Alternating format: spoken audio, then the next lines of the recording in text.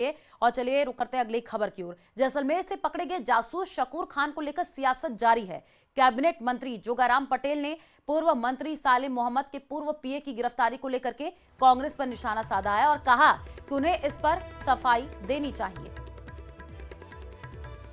कांग्रेस के पूर्व मंत्री वरिष्ठ मंत्री रहे और सुदूर पश्चिम से आते हैं, जो हमारा बॉर्डर एरिया है, और एक समुदाय से आते हैं, और उनके साथ रहे हुए उनके पीएस या जो भी उसके संज्ञा दें, एक अधिकारी ने अगर कोई हमारे आंतरिक सुरक्षा की मैसेज लीकेज किए हैं या उन पर जो आरोप लगे हैं अगर सत्य है तो इससे गंभीर विषय कुछ हो ही नहीं सकता। ऐसी स्थिति में माननीय मंत्री महोदय को जवाब देना चाहिए, वास्तविक स्थिति बतानी चाहिए, और अनेक बार की जांच के उपरांत उनके ऊपर ये आरोप लगे हैं। इसलिए मेरा ये मानना है कि कांग्रेस पार्टी को इसमें स्पष्टीकरण देना चाहिए कि एक आपके साथ रहा हुआ कर्मचारी हमारी सारे मैसेज जो है वो हमारे दुश्मनों को, हमारे विदेशी देशों को देते हैं और उनके खिलाफ सख्त कार्रवाई होनी चाहिए।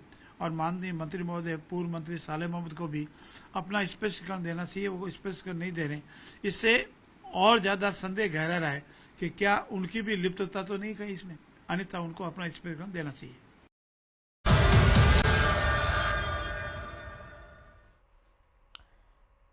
जब समाज की अंतिम पंक्ति में खड़ा व्यक्ति मुख्यधारा से जुड़ता है तभी सच्चा समावेश होता है। प्रधानमंत्री मोदी की अगुवाई में पिछले 11 वर्षों में सरकार ने उन करोड़ों लोगों की सुध ली है जिन्हें दशकों तक नजरअंदाज किया गया। ये कहानी है उनके सशक्तिकरण की, श्रमिकों, दलितों, गरीबों, आदिवासियों और वंचितों की, जो अब देश की विकास यात्रा में भागीदार हैं। देखिए रिपोर्ट। मैं नरेंद्र दामोदर दास मोदी ईश्वर की शपथ लेता हूं कि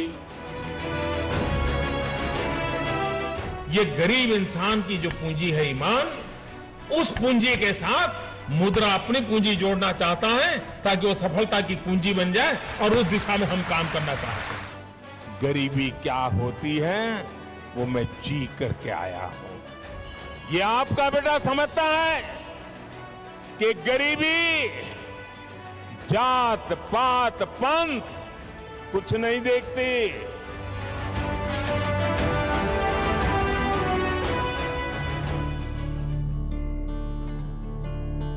ये कहानी है सेवा की।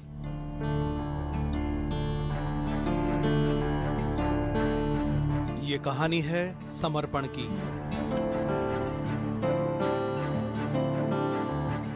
ये कहानी है उस सुलझे हुए नजरिए की जिसने संवैधानिक हक को हर दरवाजे तक पहुंचाने का काम किया है। मालूम है मैं क्यों आया हूं आपके घर? है मेरा मालूम है? ऐसा है कि हमने देश में 10 करोड़ घरों में ये गैस का सिलेंडर दिया।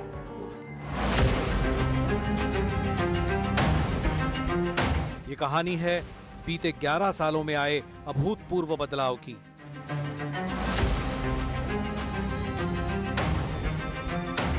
ये कहानी है नरेंद्र दामोदर दास मोदी के संकल्पों की। पिछले 8 वर्षों से देश के इंफ्रास्ट्रक्चर पर अभूतपूर्व काम हो रहा है।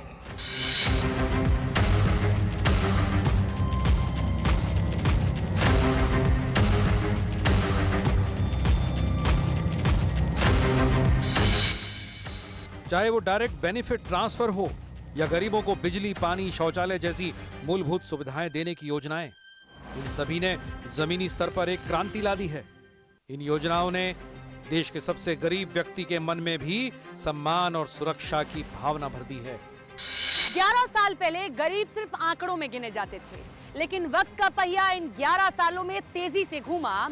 जनधन हो या उज्ज्वला, आयुष्मान हो या पीएम आवास योजना, गरीब अब सिर्फ लाभार्थी नहीं है बल्कि सम्मानित नागरिक बन चुके हैं। ये बदलाव सिर्फ योजनाओं का नहीं है बल्कि सोच का है, शासन की भावना को सेवा में बदलने के नजरिए का है।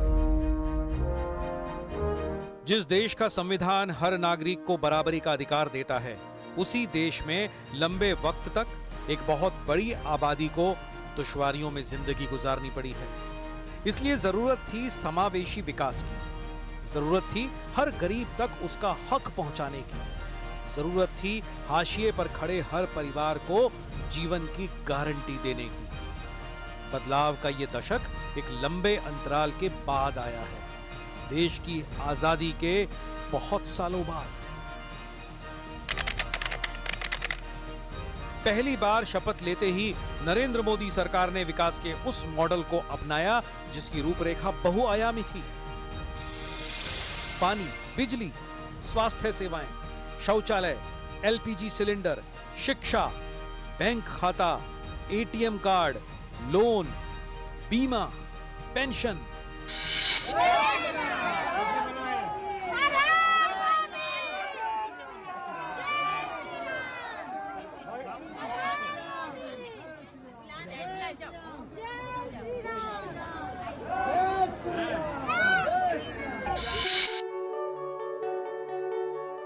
इन जैसी बुनियादी जरूरतों को चुनिंदा वर्ग तक सीमित नहीं रखा गया, बल्कि इन सुविधाओं को वहां तक पहुंचाया गया जहां कभी वादों की आवाज तक नहीं पहुंचती थी। यानी बीते 11 सालों में हर भारतीय को सशक्त बनाने के लिए कल्याणकारी योजनाओं की न सिर्फ शुरुआत की गई, बल्कि उन्हें सफलतापूर्वक लागू भी किया गया। गरीब इंसान की जो पूंजी है ईमान, उस पूंजी के साथ मुद्रा अपनी पूंजी जोड़ना चाहता है ताकि वो सफलता की पूंजी बन जाए, और उस दिशा में हम काम करना चाहते हैं। प्रधानमंत्री नरेंद्र मोदी की नीतियों ने समावेशी सशक्तिकरण का वो नक्शा खींचा है जिसने विकास के नए आयामों को गढ़ा है। मुद्रा योजना, स्टैंड अप इंडिया, इन जैसे कार्यक्रम वंचित वर्गों से आने वाले युवाओं को उद्यमी बना रहे हैं। मुद्रा योजना के तहत दिए गए 52 करोड़ से ज्यादा ऋणों में 51% ऋण SC, ST और OBC वर्गों के उद्यमियों को मिले हैं। यानी हर किसी के लिए बराबरी का हक, हर किसी को आजादी से जीने का हक, हर दरवाजे तक सीधी मदद। पिछड़ी जनजातियों के सैकड़ों गांवों में हर घर नल से जल पहुंचा है। साथियों, जिनको किसी ने नहीं पूछा, मोदी उनको पूजता है। वक्त की मार और राजनीतिक नाकामियों ने जिस वर्ग को उठने का मौका नहीं दिया, उस वर्ग को मोदी सरकार ने न सिर्फ अवसर दिए, बल्कि उन्हें समाज की मुख्य धारा में लाने की कोशिश भी की और उनकी मदद भी कर रहे हैं।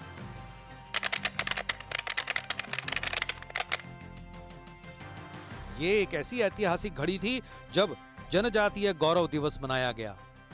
भगवान बिरसा मुंडा की 150वीं जन्म जयंती के उत्सव शुरू हो रहे हैं। ये कार्यक्रम अगले 1 साल तक चलेगा। गुजरातना कुल 8,454 लाभार्थियों पैकी 4 ने आज आंकड़े इस बात की गवाही देते हैं कि नरेंद्र मोदी सरकार के इन 11 सालों में कई क्रांतिकारी योजनाओं का सीधा लाभ गरीब तबके तक पहुंचाने का काम किया गया है। मसलन प्रधानमंत्री गरीब कल्याण योजना के तहत 81 करोड़ लोगों को मुफ्त अनाज दिया गया है। 15 करोड़ से ज्यादा घरों तक हर घर जल योजना के तहत नलों से जल पहुंचाया गया है। प्रधानमंत्री आवास योजना के तहत 4 करोड़ से ज्यादा मकानों का निर्माण किया गया है। स्वच्छ भारत मिशन के तहत 12 करोड़ शौचालयों का निर्माण। पीएम स्वनिधि योजना के जरिए 68 लाख रेहड़ी पटरी वालों को लोन।